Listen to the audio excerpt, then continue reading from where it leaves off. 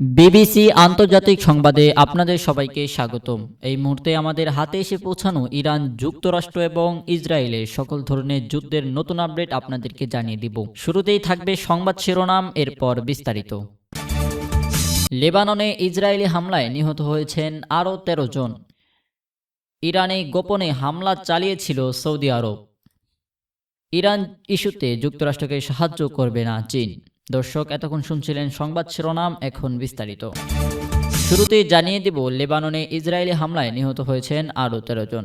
Lebanon Israel বাহিনীর হামলায় ১৩ জন নিহত হয়েছেন। এদের মধ্যে এক সেনা সদস্য, এক শিশু এবং ২ জন উদ্ধারকর্মী রয়েছেন বলে জানিয়েছে দেশটির স্বাস্থ্য মন্ত্রণালয়। মঙ্গলবার ১২ই মে দক্ষিণ লেবাননে ইসরায়েলি এই হামলা চালায়। খবর এফএফপি। মন্ত্রণালয় জানিয়েছে নাবাতিয়া শহরে এক হামলায় ৫ জন নিহত হয়েছেন। এছাড়া জেবস্টিয়ার কাছে আরেকটি হামলায় এক সেনা ও এক সিরীয় নাগরিক ৪ জন নিহত হয়েছেন এবং বিন্টু জেবাইলে তৃতীয় হামলায় এক শিশু ও এক নারীসহ ৪ বেসামরিক নাগরিক নিহত হয়েছেন। মার্কিন প্রেসিডেন্ট ডোনাল্ড ট্রাম্প গত ১৬ই এপ্রিল ইসরায়েল ও লেবানন সরকারের মধ্যে একটি যুদ্ধবিরতির চুক্তি ঘোষণা দেওয়ার পর ইসরায়েল বাহিনী এবং হিজবুল্লাহর মধ্যে পাল্টাপাল্টি হামলা অব্যাহত হয়েছে।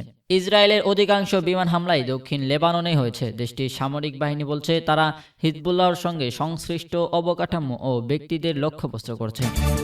এরপর আপনাদেরকে জানিয়ে দিব, ইরানে গোপনে হামলা চালিয়েছিল সৌদি আরব। মধ্যপ্রাচ্যে চলমান যুদ্ধের সময় সৌদি আরবে চালানো হামলার জবাবে ইরানের একাধিক গোপন সামরিক হামলা চালিয়েছে দেশটি বলে জানিয়েছে ২ পশ্চিমা কর্মকর্তা।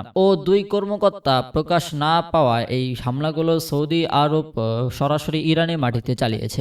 বিশ্লেষকদের তথ্যমতে এতে বোঝা যাচ্ছে যে আঞ্চলিক প্রতিদ্বন্দ্বী ইরানের বিরুদ্ধে নিজেদের রক্ষায় সৌদি আরব আগের চেয়ে অনেক বেশি সাহসী অবস্থান নিয়েছেন। পশ্চিমা কর্মকর্তাদের ভাষ্য অনুযায়ী মার্চের শেষ দিকে সৌদি বিমান বাহিনী এসব হামলা চালায়।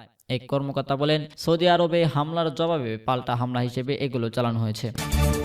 সর্বশেষ আপনাদেরকে জানিয়ে দিব, ইরান ইস্যুতে যুক্তরাষ্ট্রকে সাহায্য করবে না চীন। মার্কিন প্রেসিডেন্ট ডোনাল্ড ট্রাম্প বেইজিং সফরের আগে ইরান ইস্যুতে চীনের ভূমিকা নিয়ে যখন আত্মবিশ্বাস দেখাচ্ছেন, ঠিক তখনই ভিন্ন এক পর্যবেক্ষণ উঠে এসেছে। তেহরান বিশ্ববিদ্যালয়ের রাষ্ট্রবিজ্ঞানের অধ্যাপক হাসান আহমাদিয়া মনে করেন, চীন কখনোই ইরান ইস্যুতে যুক্তরাষ্ট্রকে সহায়তা করবে না।